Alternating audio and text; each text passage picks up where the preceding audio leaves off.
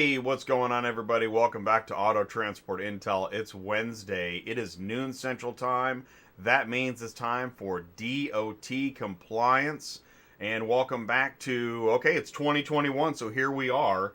So do me a favor, even though it's 2021, I still don't have a giant marketing budget. So do me a favor, you see that share button below the video? You can give a like, and then please click share and click copy, and you can text, email, or share on social media. The fact that we have gone live, we're going to be here for 30 minutes. Don't forget, you can go to autotransportintel.com, sign up as an insider, get the email, get the join us on Cars on the Move. We're going to do that that's Monday at 7 o'clock next Monday. Oh man, things are moving quickly. And welcome to the live chat. I was watching my show back last night, and I'm like, there must be somebody who thinks that maybe I'm on uppers or something, because when I go live, like I don't know if I get excited, or it's the momentum, or I'm trying to pack in so much information, so I apologize if you think there's something funny in the ELD punch. But please do say hello in the live chat. We got Two Bears Transportation LLC, says, I like to be compliant. Perfect. This is the show for you. Compliant. And Carlos Braxton, ACB Logistics, is with us. What's up, Carlos? Thanks for tuning in. So without further ado, I do believe it is time. We're going to say hello to Brian Riker, your DOT guy. Brian, can you see me and hear me okay? Yes, I can, Jay. Thank you. All right, welcome to the show.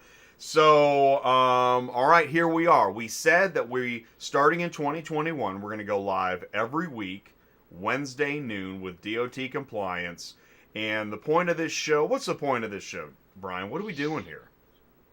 The point of this show is to provide education, to allow people to do this job in compliance with the regulations. We don't always have to agree with the regulations, but the regulations are there, and we need to at least know the playbook we're supposed to play by. My goal is to support everybody has a place, everybody has a purpose. Let's make sure we do it safely. That way all of our families that share the road can get home, we can get home. Make sure that we do it compliant so that you get to keep your money in your pocket instead of paying unnecessary fines to the DOT. Basically, it's interesting as you mentioned that. Just to clarify in that, because really every truck on the road, and you're in the tow industry as well, is that right? You also, Yes, yeah, please. I support the towing and recovery industry. I support the auto transport industry. I have customers in general freight, refrigerated freight, and other specialty markets, things we don't even think of. You guys have problems here as hot shotters. Well, the construction company has problems. The local electrician with his van over 10,000 pounds that happens to live on a state border, he's in interstate commerce. He's a trucking company, and you would think it has nothing to do with it when he's going to have to install light bulbs in a building somewhere. So I deal with the niche, the specialty markets across the wide range, but at heart, I'm a tower and I'm a car hauler. I have been involved. I'm third generation in the towing industry, first generation in auto transport, but I have built up from driving a truck to owning trucks in the last 30 years in the car haul and towing industry. But since trucking is trucking, I also support other small business and the underdogs that don't have anybody in their corner. And it's interesting on it. I was talking to a guy, and he works in cell phone battery installation in towers and travels around. He was driving a company truck going to an installation. He got pulled over by, I'm not sure if it was state patrol, but they started talking about inspection and DOT, and he was like, hey, I work on cell phone towers. I don't even know what you're talking about. And I found that really interesting. So really, yeah, any commercial vehicle on the road, whatever the industry, that interests you with regards to compliance, etc. And so, Brian, I really appreciate you taking the time weekly to join us, to answer questions, share information. It is really awesome. And that's what Auto Transport Intel is all about. And so, I mean, you represent in a helpful way what it is that we're trying to do here. So thanks so much for doing that. It's awesome. You're welcome, Jay. Thank you for having this channel because it brings the auto transport industry into a positive light. I've seen so many other attempts with bad information, misguided information. Oh Your man. whole channel, you do a pretty good job of bringing great information out there. And I'll tell you, it's interesting. Ty helps me. Ty's sometimes my psychiatrist, because offline, I can feel the negativity, and I don't want to focus on that. So I try to not focus on them. But man, there's a lot of negativity in auto transport. It's weird. Oh, sure. And it's I not don't just know. auto transport. It's Right. across the whole board. We have owner operators to get upset with lease operators to get upset with big fleets in the general freight world. The only time you'll get negativity out of me is when someone's asking me to play in the gray area.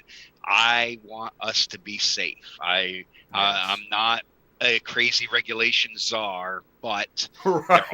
there are I rules to appreciate follow, and that's let's be right. safe. I appreciate that as well. Exactly. You're not like that tough guy that I'm afraid to talk to, and I just don't want to ask anything. You're very open and informative, logical, reasonable, and I sound just like a cheerleader for what you're doing, but I love what you're doing. And if you have a question for Brian, you can live chat it. If you missed the show live, put it in the comments below. You can email me, autotransportintel@gmail.com. You can type in YourDOTGuy.com, visit Brian's website, contact him direct. Essentially, we want to help you. There's no getting away from DOT, scales, etc. You can't get away from it. No, you No. can't. And with the states hurting for money, this is easy targets. They see a commercial vehicle and they don't even have to have a reason in most states to initiate a traffic stop other than you're a commercial vehicle. And it's interesting. My ears perk up when I hear things like, reasonable search, or the way that the law enforcement has all these tools to back their way into what then becomes an audit, a search, an inspection, whatever it is. So we have to be prepared for that. In the Yes. live chat, got some Silver Mint says, greetings from Fast Eddie Transport. What's up, Silver Mint? Vladimir TC, sometimes it's very difficult to find the tow truck that can handle a 10-car hauler. Thanks for that, Vladimir. Thanks for saying hello. Charles Method, who all is required to do the query thing? We're going to definitely get to the query thing. And Carlos Braxton, someone asked about tinted windows. Yeah, we got that. That's also in the questions. So it is time to get into the questions. Let's start with, I'm going to share my screen here. We're going to start with we'll get to that one. Let's go to the query thing. All right. So we saw Clearinghouse query deadline not to be extended. January 5th was yesterday. Brian, what's going on with the query thing? Where are we at? Well, in typical FMCSA fashion, their IT is not ready for it. So the Clearinghouse website has been crashing like crazy the last couple of weeks. I tried to do a couple of them last night for a client and couldn't even get it to stay logged into the website. That's still not an excuse. You needed to have your query run by yesterday. Who is affected by this? I don't want to beat this dead horse over and over. CDL drivers that are actually using their CDL.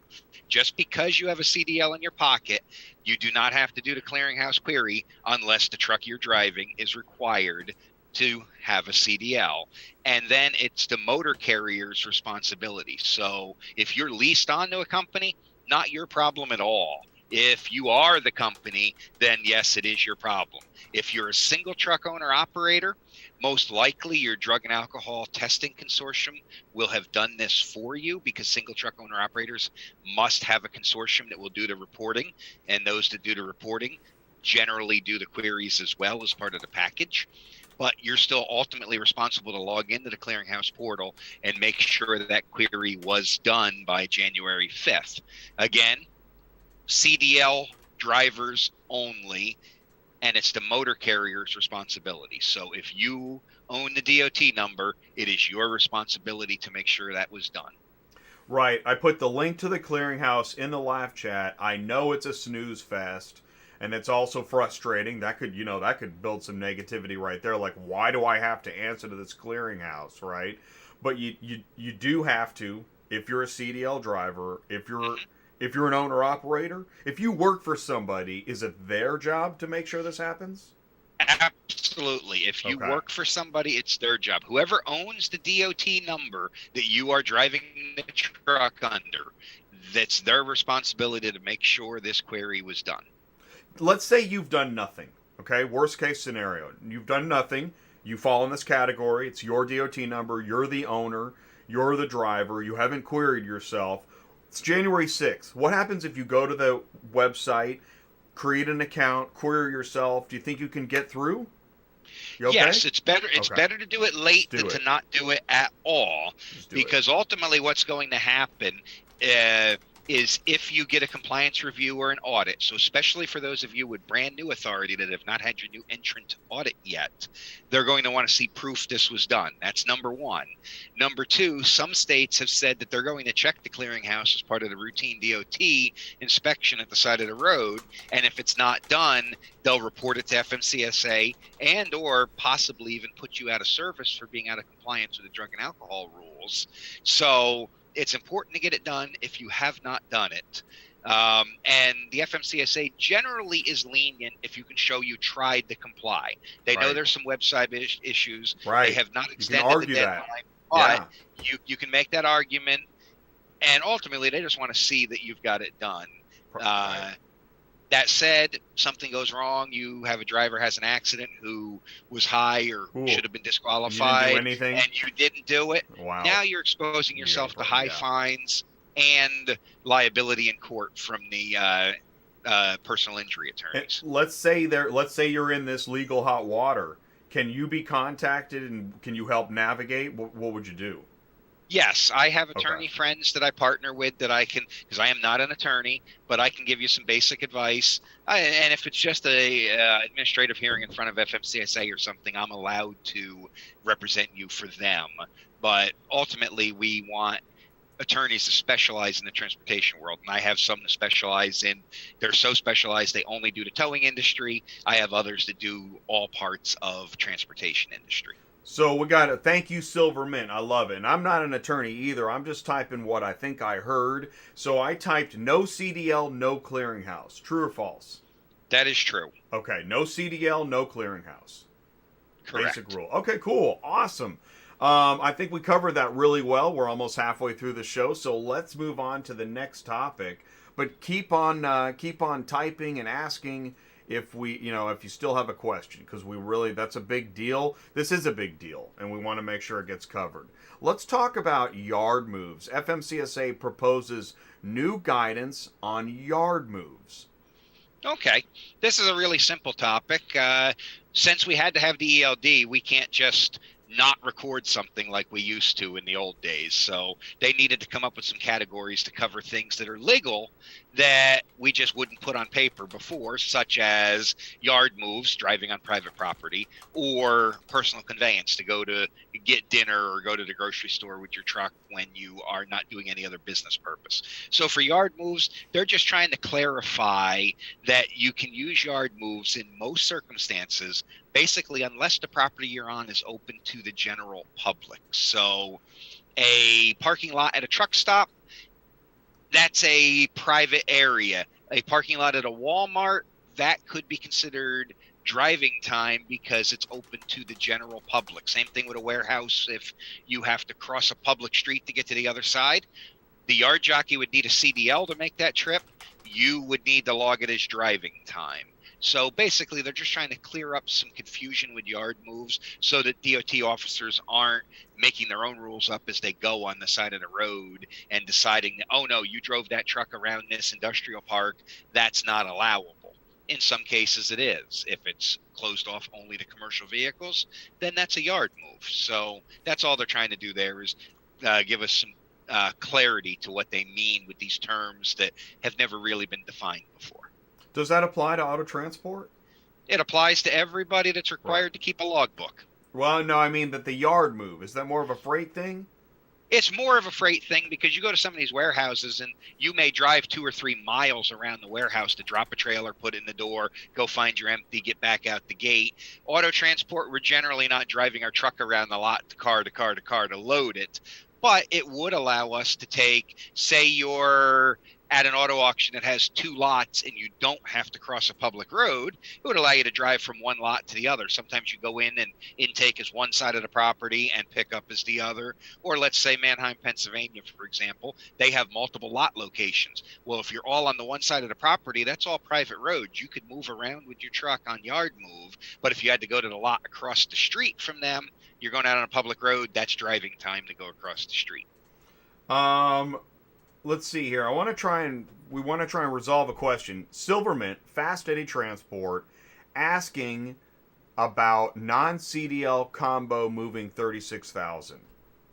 Do you know what he's asking? It can happen, but it's very rare you're going to get it legally right. Your truck would be 26,000 pounds exactly. Your trailer would be 10,000 pounds exactly. Gross vehicle weight rating. So 26 plus 10 is 36,000. 26 is not over 26,000, so that's no CDL. And you're towing a trailer at exactly 10,000 pounds, so it's not over 10,000 pounds, still doesn't trigger to Class A. It's very rare, though, because it's almost impossible to put the weight up on the front of your truck and not on the trailer. Where that would come into play is if you had, say, a 2-car or a 3-car carrier rollback. 2-car would be more appropriate because it would be on a 26,000 pound chassis, and you put a 1-car trailer behind it.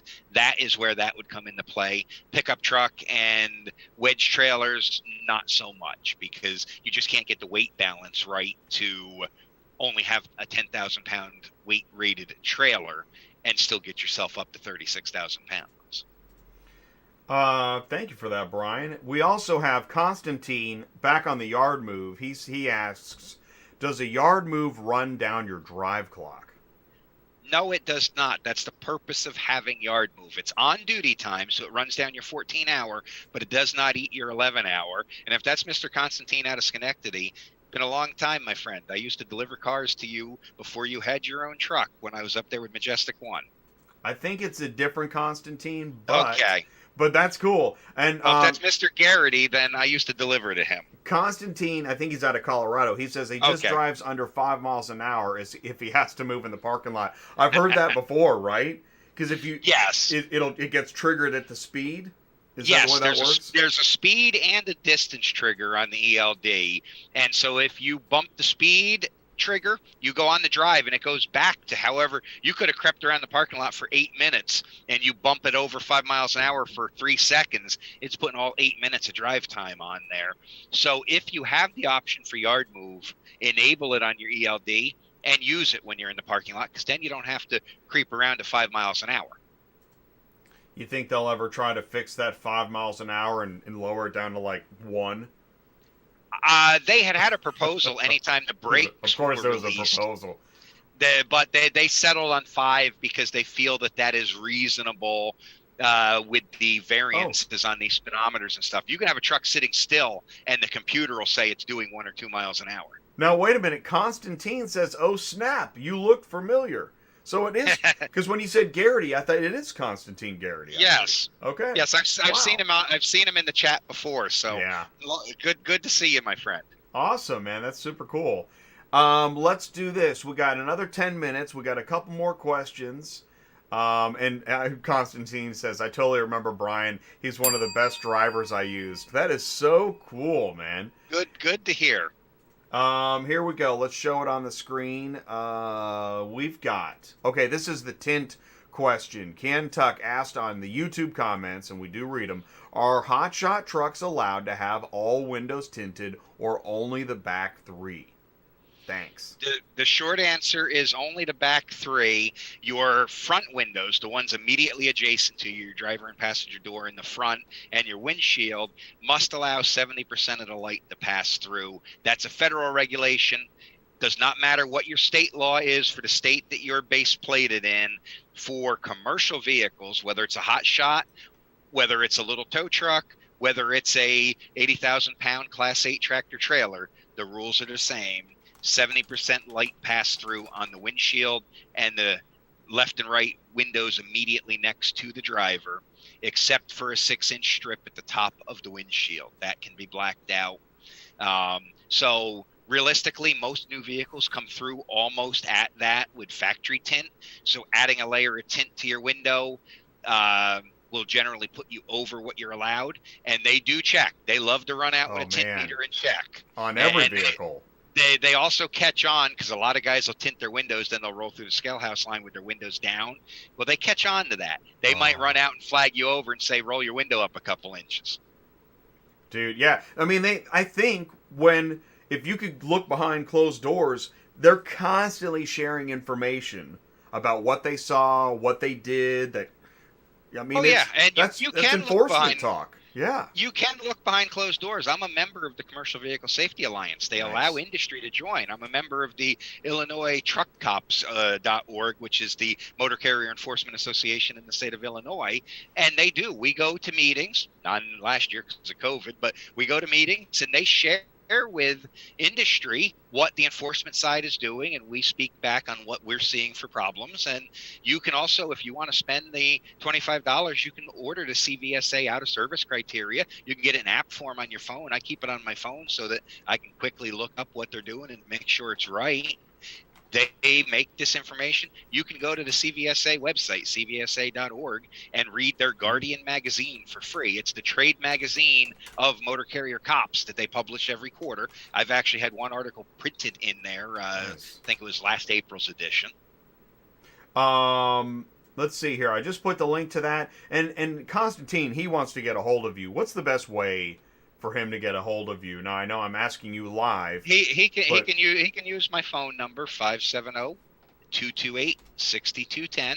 It's still the same as it was when I was dropping cars off to him years ago. It's posted. It's published on my website. So if you can't remember that or you can't write it down, YourDOTGuy.com. 570-228-6210. Awesome. Yes. Hey, all I ask is call me during normal business hours. Right. And also, Two Bears said, what is the farthest you can drive on personal conveyance? Does your trailer have to be dropped? Your trailer used to have to be dropped. You used to have to be empty completely. Now it does not. You can even have a load on your truck as long as you're not advancing the load. There are no specific distance or time limits on personal conveyance. However, the language is designed for short trips to nearby lodging, meals, etc., which leaves it up to interpretation by the enforcement officer on the side of the road. I wish they would put set time or distance limits in there. The key is if you're going somewhere one way, you cannot be advancing your load. And you cannot know where your next load is before you start out on that trip because you could be advancing that load. Theoretically, but I don't recommend trying it in practice, you could drop a load in California and personal convey all the way back to Colorado if you didn't know where your next load was. They do this in the RV world all the time. They drop that RV trailer, take their sign off the truck, go into personal conveyance, and drive home because it might be 3 weeks before they get their next load. I don't recommend that because you're going to bring yourself all sorts of scrutiny and questions that you don't want to answer on the side of the road. But theoretically, you could do that. Generally, I advise my clients keep PC time to no more than an hour in a 24-hour period and no more than 15 or 20 miles. Use it as intended. Nearby safe place for rest. That's the only time you can move in the direction of your load. Is if you're at a shipper or receiver, you run out of time on your clock and they insist you leave your property, you can go to the nearest safe place to park. Now, the nearest safe place to park is not 60 miles in the direction you're going. If there's a truck stop 5 miles the wrong way, they expect you to go 5 miles the wrong way and park. So, again, just use it sparingly. Because if we abuse it, they're just going to take it away. And it's actually one of the rules that are on the chopping block for review under the new Biden administration. They want to review the recent changes to hours of service and the recent regulatory guidance on personal conveyance and a couple other issues, just to make sure that they're not opening us up to being tired or unsafe. Personally, I don't believe we are. I think our hours of service are too restrictive. I started driving back when we had very liberal hours. They clearly are, because every time there's an emergency, they lift the... Right. If they were functional, crazy. We wouldn't need to waive them for an emergency. Yeah. And that I wish that dead giveaway was so obvious. It's obvious to me. In the live chat, great stuff happening, guys. Thanks so much for your questions. And I want to get to, so Fast Eddie has, how does a manless weigh station work? Is it possible? Yes, it is. And in fact, they're already in practice in some areas. Basically, they have sensors in the road that read your license plate, read your DOT number right off the side of the door, weigh your truck while you're still doing 65 or 70 miles an hour. They have infrared cameras that look at your tires and your brakes to see if one is hotter or colder than the other, which can indicate either a soft tire or a brake that's not working or a brake that's hung up. They can indicate wheel bearing issues. It'll show a hot spot where that is, which might mean you got a wheel seal leaking. They can inspect. They even have height sensors, length sensors that can measure you at up to 65 or 70 miles an hour. They can do almost all the inspection with cameras. That's why you'll see in some states all trucks right lane next 2 miles, because they're doing an automated. You see the white sign that says AVI. That's an automated vehicle inspection. In fact, it's becoming so common that CVSA has added an 8th level. We had 7 levels of inspection, with level 1 being the most detailed, level 3 being the one or level 2 being the one most drivers do, where they just look at your paperwork and let you go. They've added a level 8, which is a fully automated inspection that happens while you're driving down the road in real time.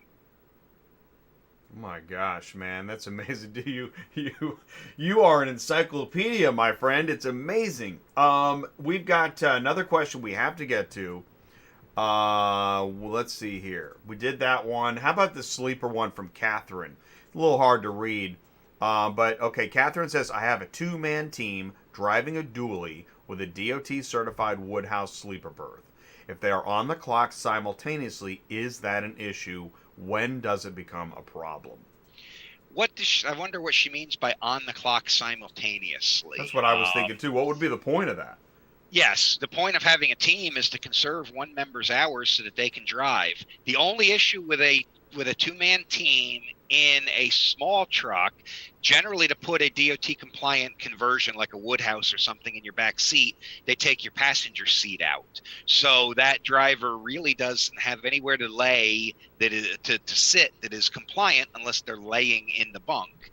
As far as being on duty or not, the DOT has very specific rules about when that driver can show off-duty or sleeper time when they're running as a team. And basically, you're allowed 2 hours immediately before or after your shift, not 2 and 2, 2 hours either before or after your shift to sit there in the right front seat that's off-duty. Otherwise, when you're sitting in the right front seat, that is on-duty, not driving time. I'd need a little more detail to give her a real answer to her question. Yeah. Just have her send me an email at my contact form at YourDOTGuy.com, and I'll reach out to her. Okay. Let's see here. Also, I want to make sure we touch upon this again. This is another snoozer, but it can be important. And for that one person that is really wondering what is going on here. Okay, here is the topic. The 1099 miscellaneous form 1099 NEC. So yep. We saw this on Facebook. Brian, what is this? What's going on? What's the easy solution? Is there one? All right. Yeah, there is. Well, Deb does a great job explaining that. And remember, the Trents, Jeff came from the banking industry, so he understands all of this very well, and so does Deb. They're great people. I've known them for quite a while. Basically, you have to make sure when you're paying an independent contractor, and I'm not going to get into the whole argument about who's a W-2 employee and who's an independent. We don't have time for that this year. But if you're paying someone as an independent contractor, whether it's an owner-operator, a lease driver, or you're paying services out to your remote dispatcher, which would be an independent contractor, you're generally required to give them a 1099 to show that income. There's different full versions of the 1099 form. The 1099 NEC is the form Deb is talking about. That's your non-employee compensation form. So it really is spelling out to you, this person is not an employee. I paid them X amount in earnings, and they need to go file their version of that for their taxes, pay their taxes on it. You show where it goes. IRS compares the two. So if you issue a 1099 and the person you gave it to does not file their taxes and report it, eventually the IRS is going to ask you, hey, what's going on? Or they're going to ask that person, hey, what's going on? You were paid $50,000 from Jay's Auto Transport and you didn't report any of it. So they want to make sure the numbers match. Really, just got to make sure you're using the right form when you report this type of payment to the entity. And there are certain entities that you do not have to report to, corporations. I believe an LLC, if it's taxed as a C Corp. I'm not an accountant, so check with your accountant I was just say, check with your tax professional. And Yes. and if you don't have a tax professional, get one. Yes. We did that show, Transporter Tax Savings. If you don't know who to talk to, send an email to Zafrina at she was ZMC awesome. Associates. She's really helpful, informative. And by the way, we got to go here. We have to go in a second. The show goes so fast. That's why I talk so fast. Live chat question. Chris asks, okay, he met a transporter who said he pays $15 a month and drives by way stations. Probably, right? Yes. Is that the same thing Brian was just talking about? Yes and no. They use similar technology, but there's a couple companies out there, DriveWise, Easy Pass? well, not Easy Pass, but Pre-Pass. Oh, Pre-Pass. And they will offer way station bypasses. In order to qualify for it, you got to pay for the monthly service, and you have to have a fairly decent DOT safety score. You need an inspection selection system, an ISS score that is low enough to allow you to bypass. If you have a should or must inspect, so basically an ISS of 60 or higher, you're going to get the red light and have to, you look at that light, you get a little green dot, you get to drive right on by, you don't have to slow down and pull in. You get a red light, you've got to pull in and let them look at you a little closer as you drive through the line. It's a great time saver, but make sure your DOT record is safe and make sure you're doing things right, because it's going to record, just like an Easy Pass does for your tolls. It's going to record your truck information as you're rolling up, and it'll know that you're overweight. It'll run your license plate. All your credentials have to be perfect. So you've got to make sure that everything is renewed on time and up to date, or you're going to get that red light to pull in. And then they already know what's wrong, why it gave you the red light, whether you're overweight or this or that. And it even gives them a picture of your truck. YouTube, Google, we don't have time to get into it, but Google how a way station works, Florida. There's an excellent video on how one of them works. And you can also, I believe that Best Pass has a video on their YouTube channel that shows how their system works from the truck point of view and from the inspector point of view, what he sees on his screen as you're rolling up. So don't just blow by when you see guys blowing by, figuring they're going to assume you have a transponder or you got the green light, it's good. They know whether that truck has a working transponder in it or not. Let's see. Here's the show link, and also read the video description. I just shared the show link for Transporter Tax Savings. Constantine was asking for her contact info. Brian, we're at the end of the show already. What we didn't get to was we were talking about new car haulers and numbers, etc. We'll try to cover that first thing next Wednesday.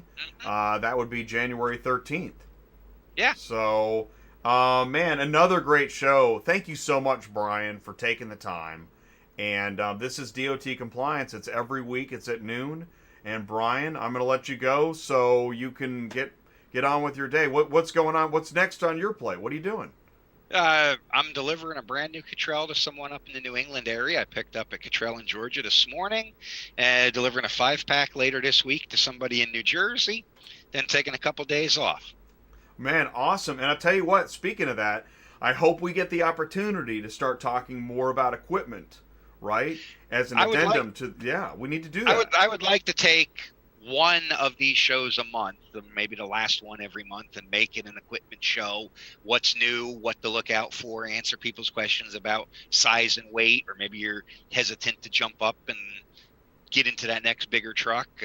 I would love a chance to do that. Hopefully we'll have something together at the end of this month. If not, let's look for it in February. All right, cool. Let's put that together, buddy. Well, listen, hats off to you. Thank you so much for your contribution. I'm going to let you go. Have a great day, man. Thank you, Jay. Thank you, everybody.